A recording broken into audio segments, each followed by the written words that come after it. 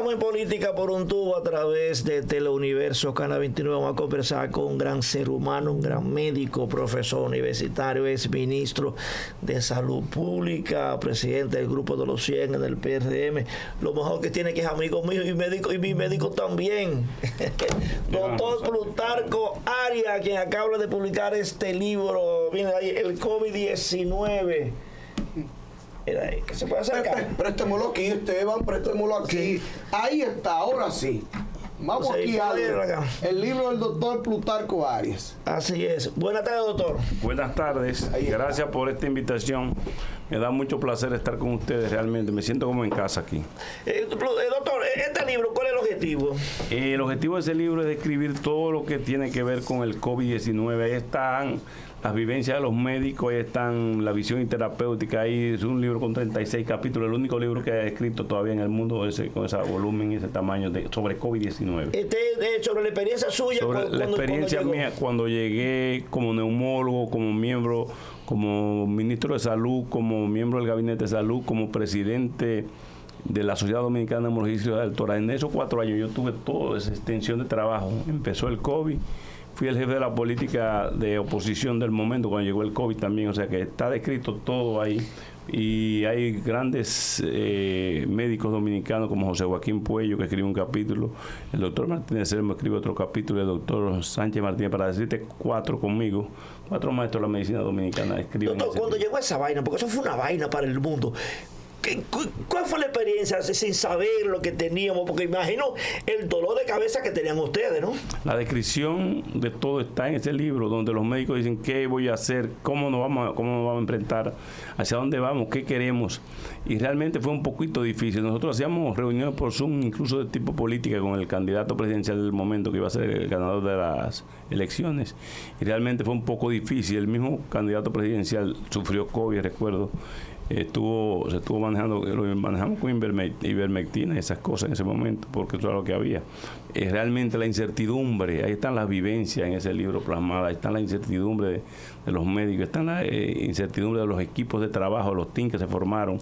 Hay varias especialidades, ahí está el riñón como parte, el pulmón, el corazón, o sea, están todos, incluso los órganos esenciales que afectó el COVID, están todos descritos ahí. Pero doctor, escúchame, doctor, usted como ministro, ¿cuál fue la experiencia de esos médicos que tenían por obligación y por deber que estar en los centros de salud, pero que no querían ir a su casa? Porque yo tengo casos de familiares médicos con sus hijos de 4 o 5 años que decidieron abandonar sus hogares. ¿Cuál fue la experiencia? ¿Cuál es lo que usted puede narrar, lo que le decían esos médicos que abandonaron su casa protegiendo a su familia? Sí, mucha gente lo hizo. Ahí hay médicos con niños muy pequeños incluso que abandonaron su casa y no saben qué hacer.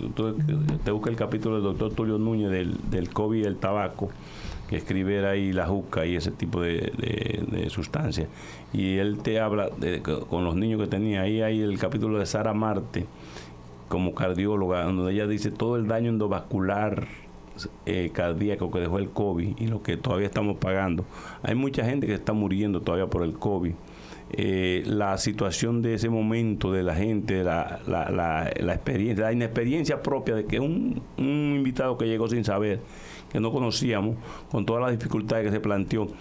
El doctor Francisco Álvarez Aquino habla muy bien de eso, de cuando él tenía que salir de espalda de los pasillos. Álvarez Aquino es el hijo de Álvarez Castellano, que es, por cierto, el único trasplantólogo de pulmón que tenemos en el país, que trabaja en la Clínica Mayo de Estados Unidos. Ese capítulo se llama el COVID visto desde un médico dominicano en los Estados Unidos. Realmente hay capítulos para llorar, hay capítulos para tú sonreír, hay capítulos para la victoria final contra el COVID que tuvimos en el capítulo 35, donde habla Alejandro Vallejo de Gaussi, que es un investigador y científico nuestro. Y al final yo hablo de la visión y perspectiva del futuro del COVID, qué vamos a hacer, cómo deben ser las vacunas, si las vacunas que hay ahora cubren, no cubren, todo ese concepto que ustedes están viendo, esa discusión si con los antivacunas y la gente pro vacuna, hacia dónde vamos, qué queremos, qué debemos hacer. Ese es el objetivo final del libro, así es, se llama Trillando Caminos sobre el COVID-19, visión y perspectiva. Ese es el concepto claro nosotros vimos que le pedimos al presidente Danilo Medina que cerrara la frontera el 20 de marzo y como oposición, y básicamente una redacción que le hicimos aquí en Santiago, que la llevamos a Santo Domingo. Después de eso, nosotros tuvimos que durar un mes reuniéndonos, y yo salía, recuerdo, con todos los camarógrafos esperando qué es lo que íbamos nosotros a hacer con el COVID. Yo llegué a Santo Domingo el 7 de julio. La gente cree que yo trabajé solamente, yo trabajé bastante, yo trabajé desde el 7 de julio hasta que salí del ministerio, pero ya yo estaba trabajando antes, preparando para lo que venía.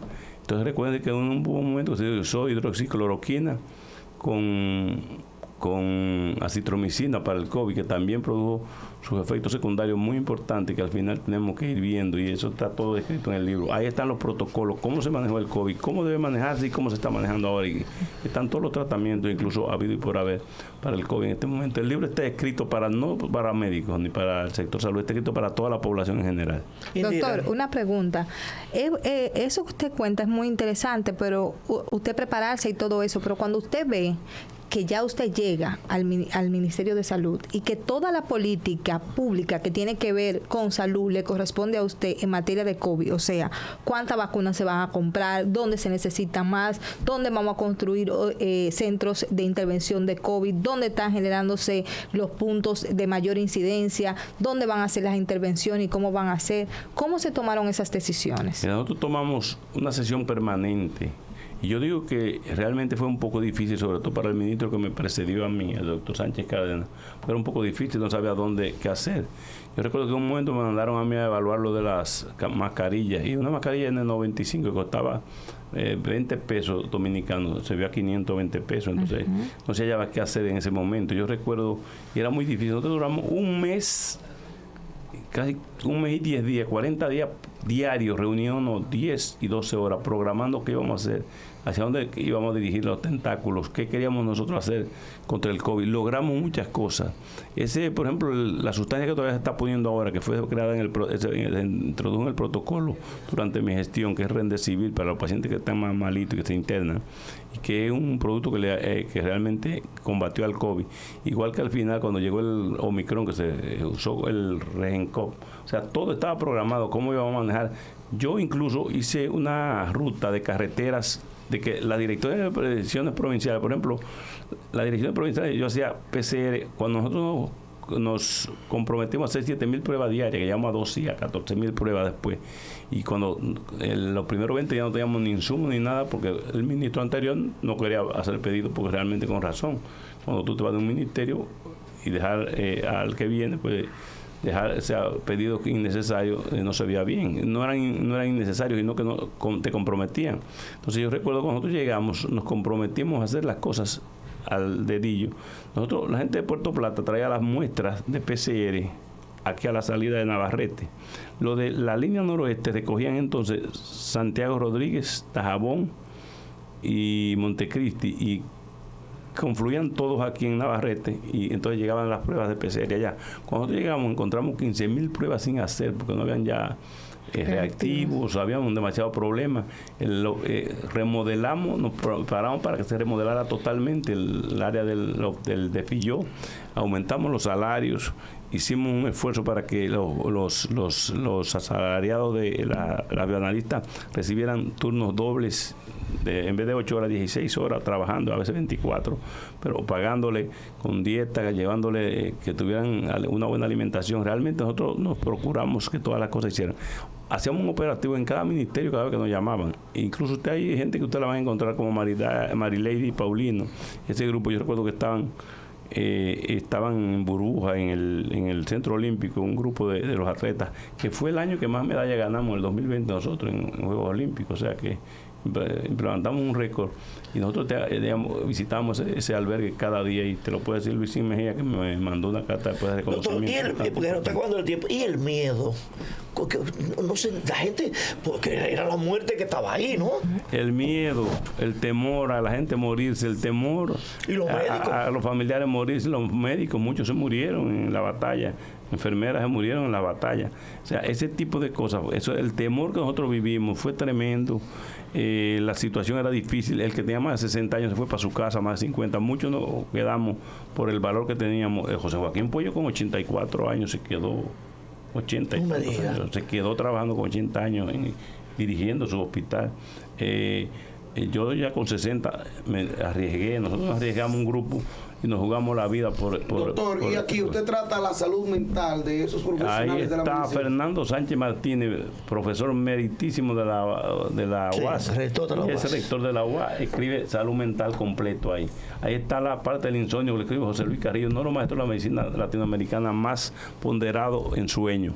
Ahí está el problema de las secuelas que dejó en el pulmón, tratada por el doctor Luis Torres Bucolé de México, también maestro de la función respiratoria pulmonar en Latinoamérica, y Laura Gochico, ambos maestros.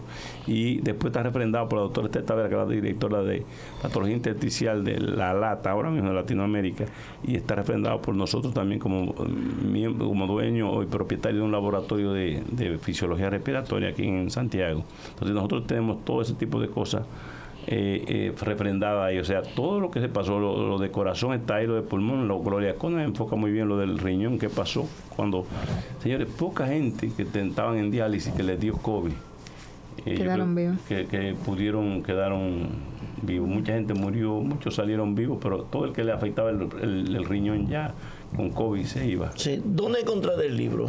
El libro está en Cuesta, el libro lo encontramos en Unión Médica, donde está más barato en Unión Médica porque van y lo buscan la gente y se lo damos a mitad de precio, en Cuesta está un poquito más caro.